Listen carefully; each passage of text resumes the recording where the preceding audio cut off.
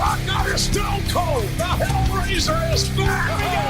Evolution of the Shield. John Cena versus the Showstopper. Hulk Hogan and The Rock in the same ring. You will never take my place at the head of the table. Undertaker with a Hell's Gate submission. Oh my God! What? My God, Michaels just kicked Cena's head off. The Monday Night Wars have come to WrestleMania. It'll be The Rock. It'll be Austin one-on-one. Third and five to the Undertaker. Do you believe in miracles? The streak is over. Hey, what's going on, guys? And welcome back to Rivalries on the WWE podcast on this Friday, November 5th, as we are, just 2 weeks out from Survivor Series. And I believe Matt touched on it earlier in the week that they have really done a poor job building to Survivor Series. And to be honest, I think that's kind of just a product of the way that they've promoted the pay-per-view over the last several years or so as a glorified bragging rights. Easy enough for me to say, eh? But yeah, Survivor Series, once one of the more significant pay-per-views of the year, has now really just been dumbed down to a predetermined card in a lot of ways, because you know you'll get champion versus champion matches, whether that be tag team versus tag team, women versus women, Universal versus WWE. We know the drill there. And you'll get, I would say, usually 2 to 3 traditional, and I use that very loosely, 5-on-5 elimination matches. And it's really too bad, you know, because when I was growing up, I loved the traditional 5-on-5 matches at Survivor Series. I found them really cool, and they usually were highlighted and based around personal rivalries. Like, I've used Austin versus Bischoff for reference, or Guerrero versus Angle, or Angle versus Lesnar. I believe there was Team Triple H versus Team Randy Orton one year. Like, there have just been so many good programs and rivalries that were used in angles to build towards big matches at Survivor Series, and now it's almost kind of like an exhibition pay-per-view. And aside from that, you know, people forget the first ever Elimination Chamber was at Survivor Series in 2002. The first time the Big Show ever won a WWE Championship was at Survivor Series in 2000, I believe.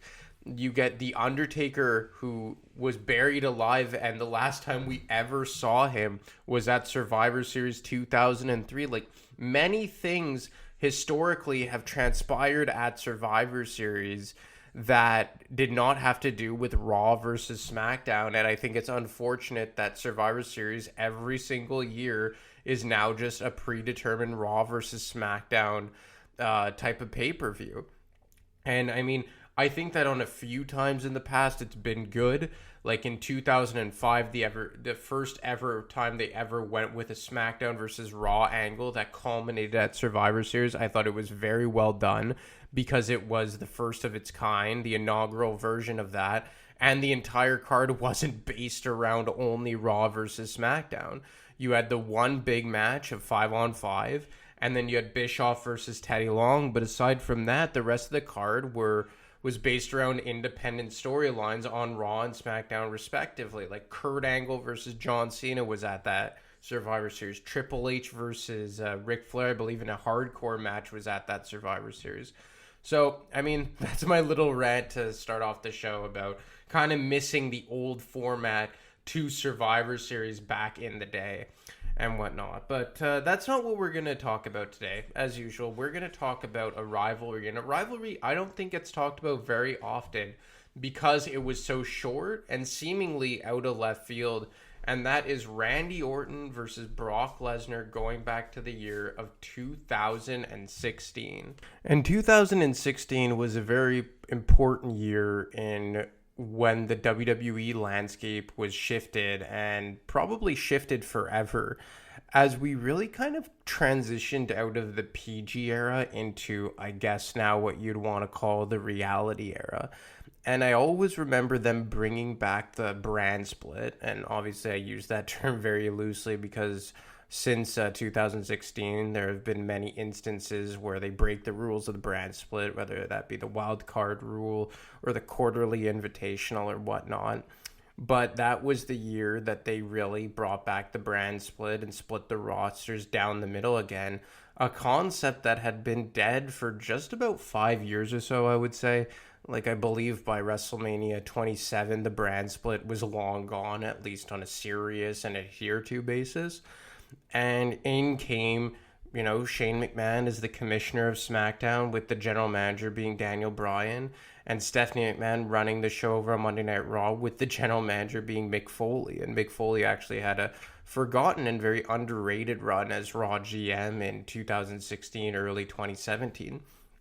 So we go back to the initial draft picks, right? And Monday Night Raw selected a lot of the up-and-comers, where you had Roman Reigns go there, Seth Rollins go there, Kevin Owens, Sami Zayn, Finn Balor, Enzo and Cass, who at the time were a very popular tag team, and Cass specifically, you could tell they had big plans for all the way back then.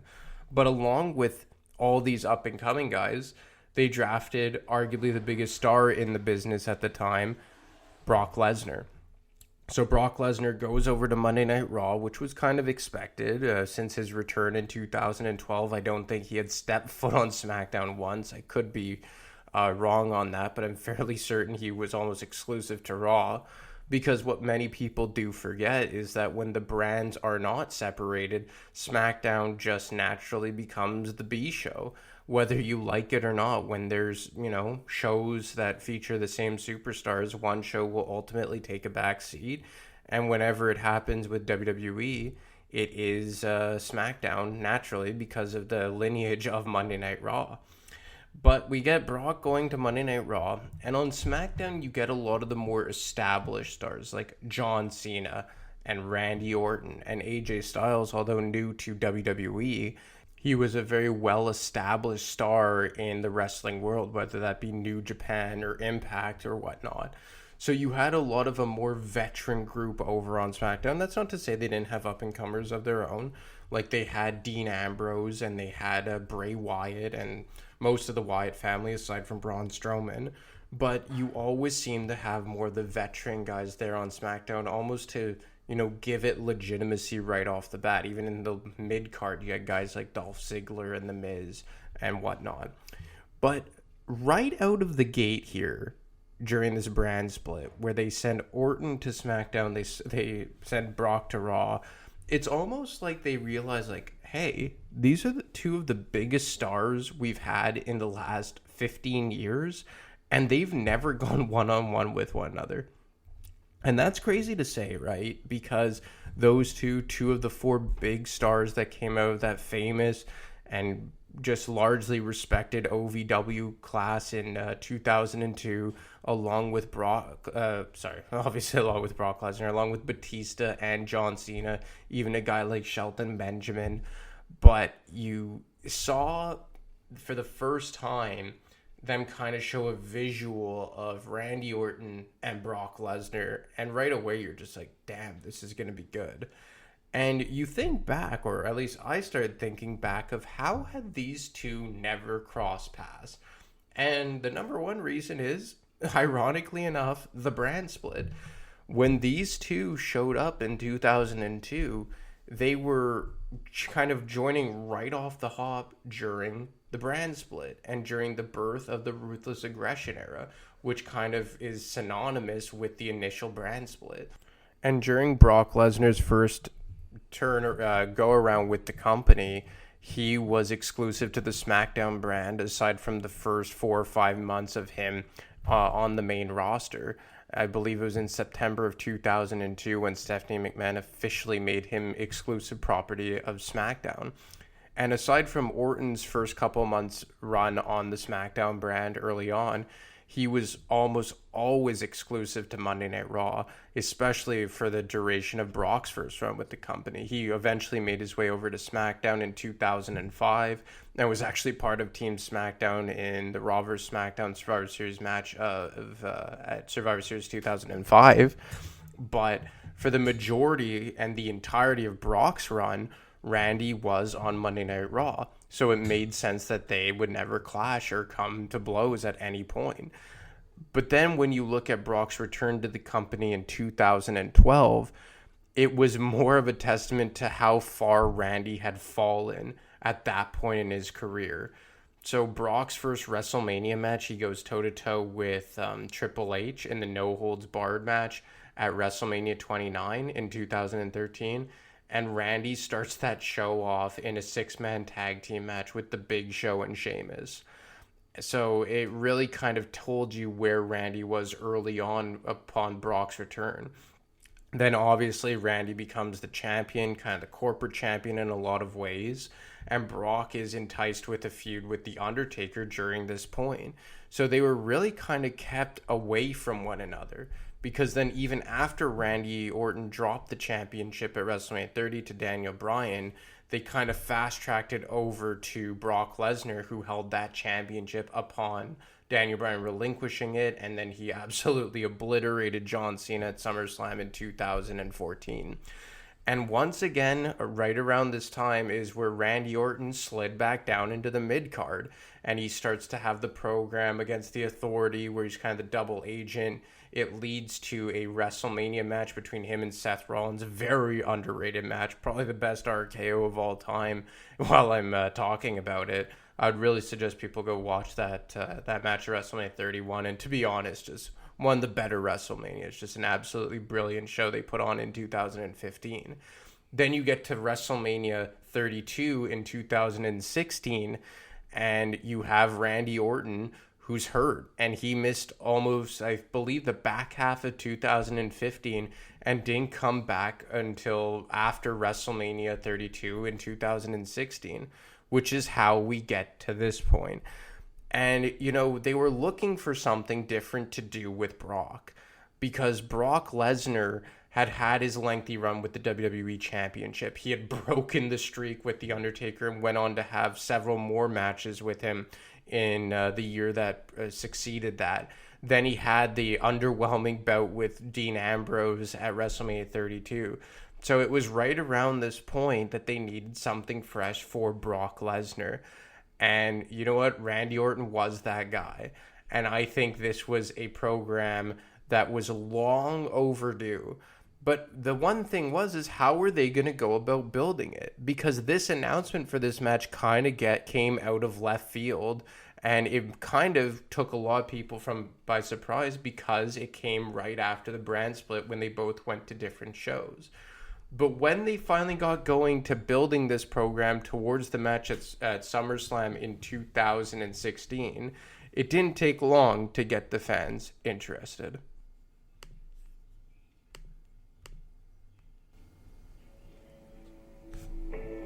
The announcement everybody's been waiting for. It's going to be Brock Lesnar going one-on-one with the Viper, Randy Orton at SummerSlam. 2002, both superstars debuted. In the 14 years since, you have to be living under a rock not to know what they've accomplished. The first time they meet on pay-per-view is going to be at SummerSlam. We're going to finally see the Beast versus the Viper.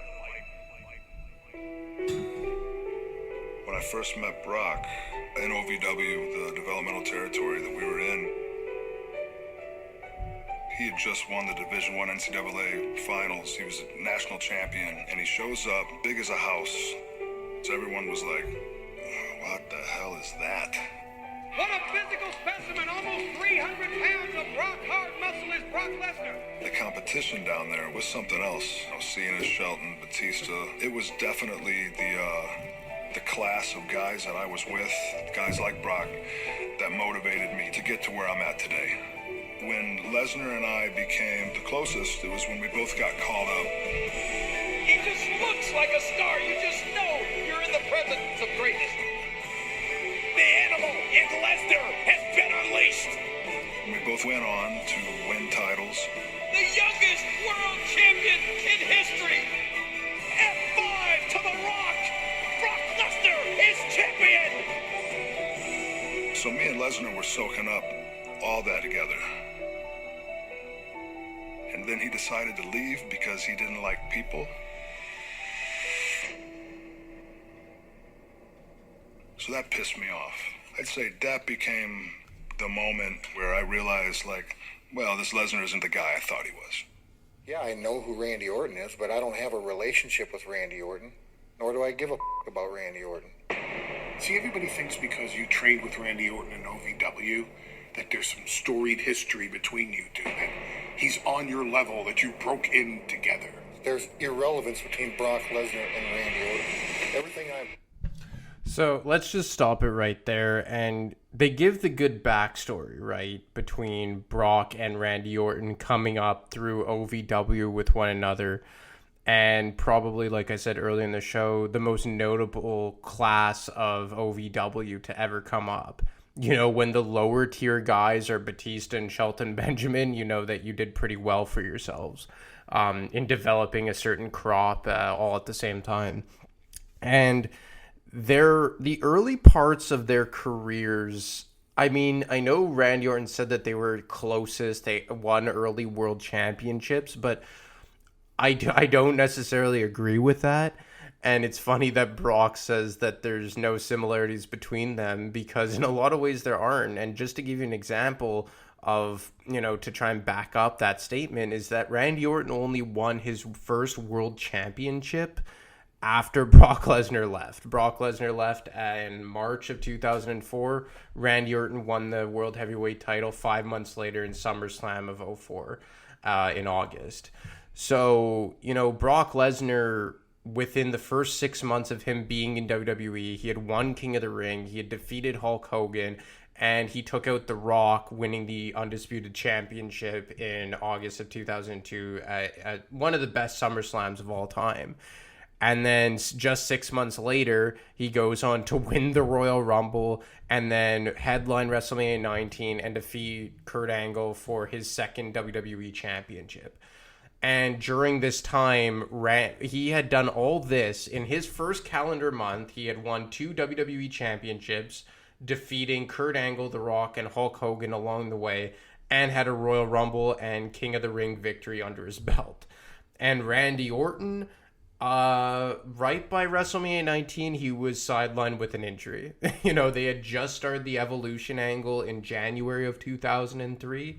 And then not even 2 months later, he got injured and sidelined with Batista.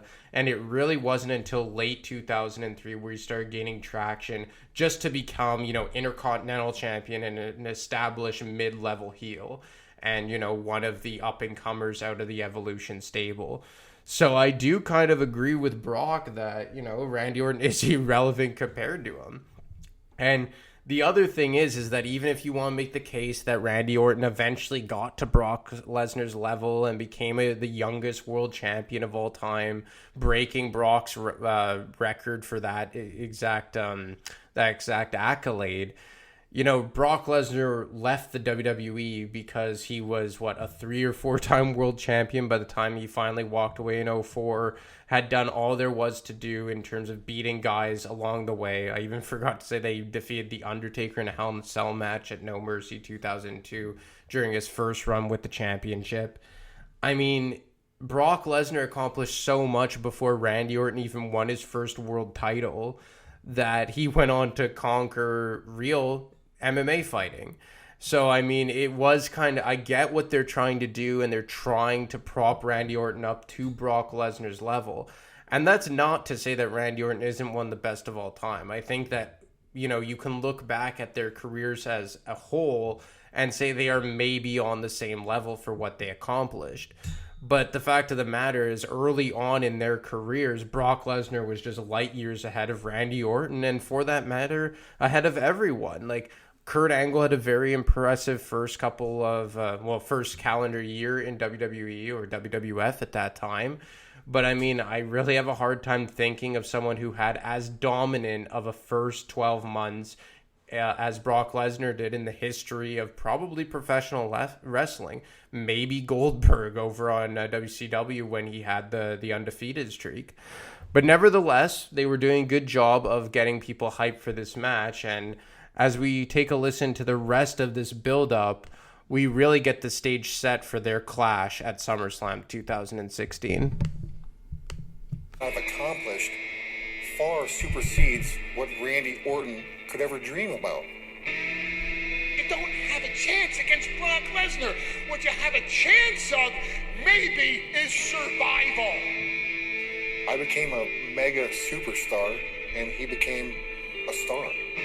You ain't gonna hit no RKO at SummerSlam. I'm on another universe. You'll Beast!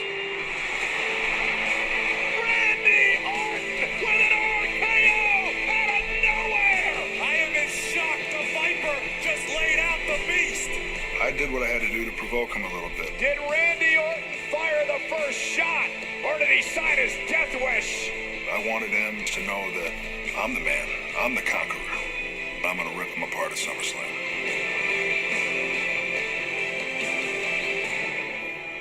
Randy Orton is just another guy, just like all the guys in the locker room.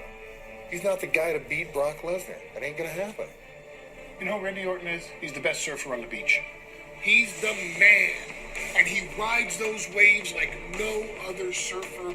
And then along comes the shark. When this shark digs his teeth into Randy Orton, the surfer is going down. There's Brock. Lesnar has Orton. F5 on the Beast Incarnate. I'd say Brock's probably underestimating me. I think it's going to end up, biting him in the ass. Just one RKO. You're going to Viperville. People forget, I've been doing this since I was 5 years old. I'm like a robot.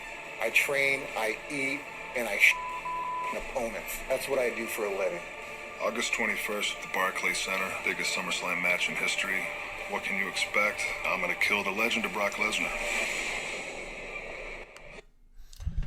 Man, it was a really good build to this match, considering that it was kind of just created out of thin air.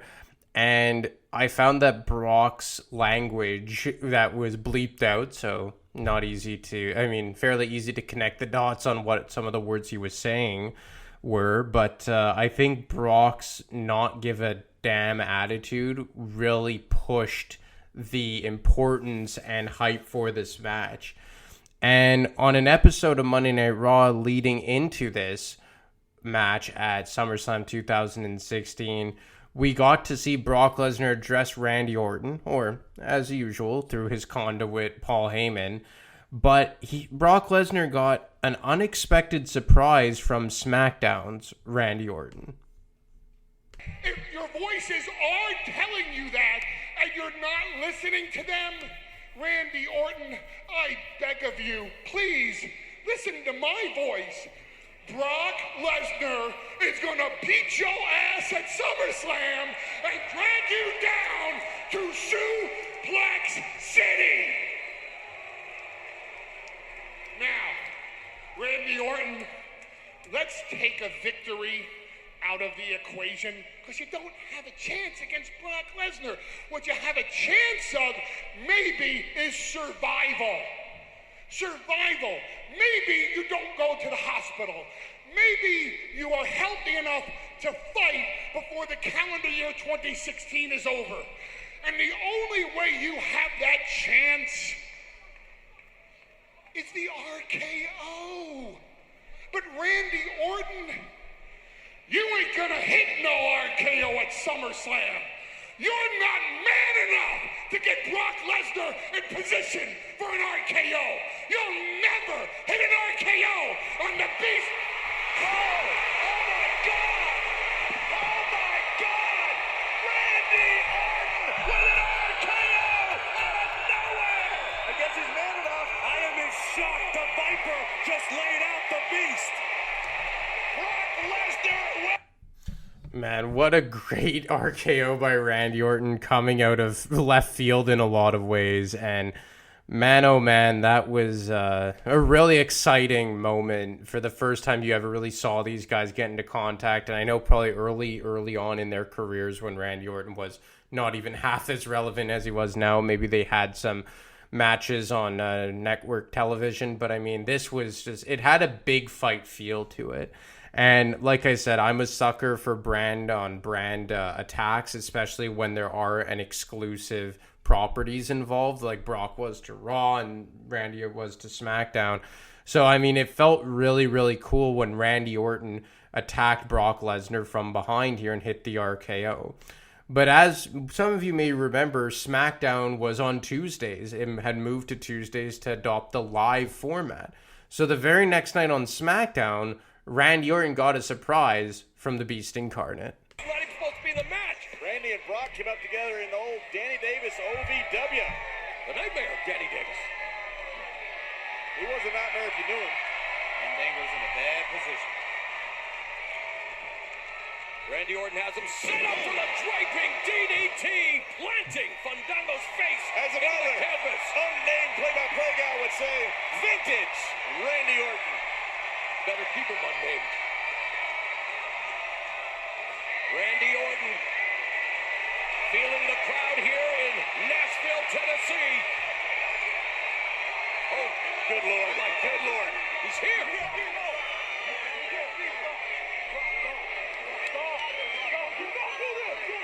Brock Lesnar, there's an RKO. On Fandango, but Lesnar has Orton. F5. F5 by the Beast Incarnate. And I believe this was the first time Brock Lesnar had showed up on SmackDown upon his return to the company in 2012. I may very well be wrong on that, but just off the top of my head, I had not remembered seeing him on SmackDown between 2012 and 2016 up until this point. And this was, not even a month into SmackDown being presented on equal footing with Raw again. So they really set the stage well for Randy Orton and Brock Lesnar heading into SummerSlam, as they each got the one-up on one another. They each invaded the other's brand, and they even made the presentation cool. Like, Brock comes out of the crowd and there's security trying to stop him, and obviously they're useless. And as soon as Brock inches towards them, they part the seas and allow him to get in the ring and hit the F5 on Randy Orton. But when they have finally clashed at SummerSlam in 2016, a good match, it was one of the only times in, let's say, the last 15 years where I thought, like, oh man, are they going off script here? Because how the match ended, of Brock literally beating Randy Orton to a pulp, and Randy Orton's head just, for lack of better terms, pissing blood out of it, was a visual that was almost teetering on uncomfortable. And the audio may not do it justice, but you can certainly feel the tension about how bad this beating was on Randy Orton at the hands of Brock Lesnar. Lesnar may have him. Now kicks out. Lesnar just put the slam in SummerSlam with his F5. Wow. Look at this. Orton maybe looking for that punch that he has ended careers with. And he runs into an F5. Now, explosive response by Brock Lesnar. Now Lesnar taking off the gloves. Brooklyn has spawned some of the best rappers in the game. And these two wanting to hit each other more than any diss track. Oh, man. And harder. Look at Lesnar, those clubbing forearms from the ground and pound position. This is just bare bones trying to bust up your opponent. Look at this. Lesnar looking to open up Orton with those elbows. This is just pure malice. Those slashing elbows, the clubbing forearms, the beast incarnate in a feeding frenzy. You're seeing the animalistic tendencies of Brock Lesnar at its core. Randy may be out. Randy Orton might. Randy, I think Brock has just knocked Randy out. That forearm to the head. Randy Orton isn't moving.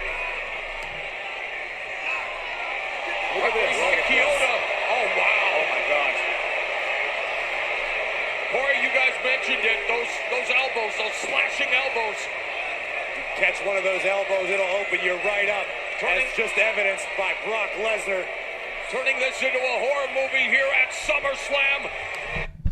Yeah, so the visual is really gory because Brock starts hammering him with these elbows, takes off his UFC gloves, starts belting him in the head, and then when he finally lets up and Mike Chioda allows for EMTs to get into the ring, obviously kayfabe in the end, but he was literally pouring blood out of his forehead, and it looked like a real cut. It was a very gruesome image, and if I'm not mistaken, it actually caused a fight between Chris Jericho and Brock Lesnar backstage because Brock had kind of gone into business for himself, and brutalized Randy Orton for real. And to be honest, if you watch the video and you see how badly beaten Randy Orton is and Brock's kind of reaction to it, I mean, you could kind of maybe draw the conclusion that in the moment, maybe Brock went rogue for a bit.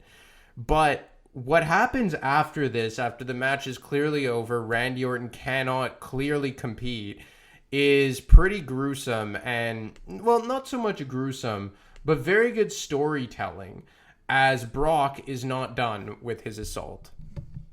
Legitimate badasses on the planet! You gotta call this. I think for SmackDown's sake, you better hope the referees call this. You're not gonna have a superstar. This is getting uncomfortable to watch. Brock Lesnar mauling Randy Orton. Much as I hate to agree with you, Corey, you're right.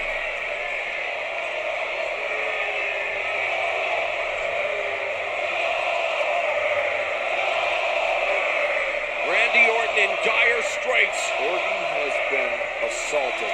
And the assault continues. The beast is not finished. When is enough enough? Here's the scary part. Who's going to stop him? Absolutely right. Start with the damn doctor calling the match off. How about that? There you go. There you go, yeah. The best to say it. Lesnar! So Raw's Brock Lesnar was raw in his aggression, decimating Randy Orton at SummerSlam. The winner by TKO, pure decimation, brutality, but that's why they call him the Beast Incarnate. Beast Incarnate reported for duty. Lesnar. And guys, the referee did the absolute And firing his hand to Brock Lesnar's not done. A brutal assault. I mean, this, you got to be thinking about. Shane, be careful. Yeah, that's not smart, Shane. He just wants to tend to his... Randy is helpless. I think everyone's helpless when Brock Lesnar's in the ring.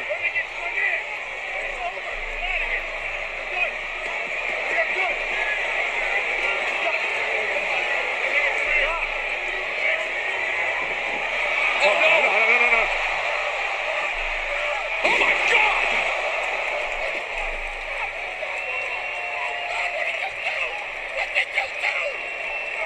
Brock Lesnar's unhinged. Brock Lesnar just F5'd the commissioner of SmackDown Live. Look at Paul Heyman begging Lesnar to stop. And there's the good storytelling as Shane McMahon comes to save Randy Orton, his performer over on SmackDown, and his commodity in a lot of ways, from a further beating of Lesnar after the match is called by the officials, and then Brock ensues on another beatdown on Randy Orton. And Shane McMahon comes out to stop, and then he eats an F5 for his troubles. And, you know, I really like Shane McMahon. I really find he's always played his part very well. And the way he sells these moves for a guy who is not a full-time competitor, I have to say, like, I know people complain about, like, his hokey punches and sometimes overselling, but for him to take moves like this from a guy like Brock Lesnar is a testament to how tough he is. And apparently this was originally supposed to lead towards a Brock versus Shane match somewhere down the line, but we never got anything more of it than this. And for that matter, we never got anything more of Brock versus Randy Orton either, as this really closed the book on Randy Orton versus Brock as they're only ever meeting at a pay-per-view in any substantial type of rivalry or program. And I think all in all, this did a good job to sell Brock Lesnar as still one of the most dominant athletes and competitors in the WWE.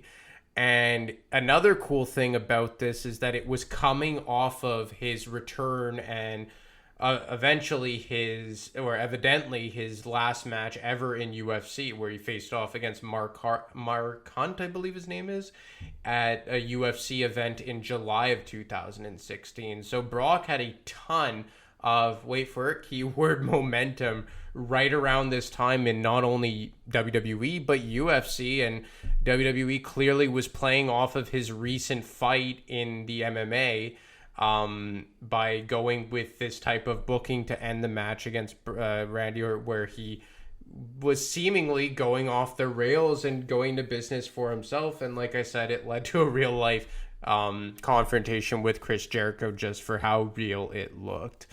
But I think all in all, we could have done with a lot more Brock Lesnar versus Randy Orton matches. And hey, there's still time. Brock's still kicking around. Randy Orton just arguably finished up the best run of his career. So maybe we have another installment of Brock versus Randy somewhere down the line.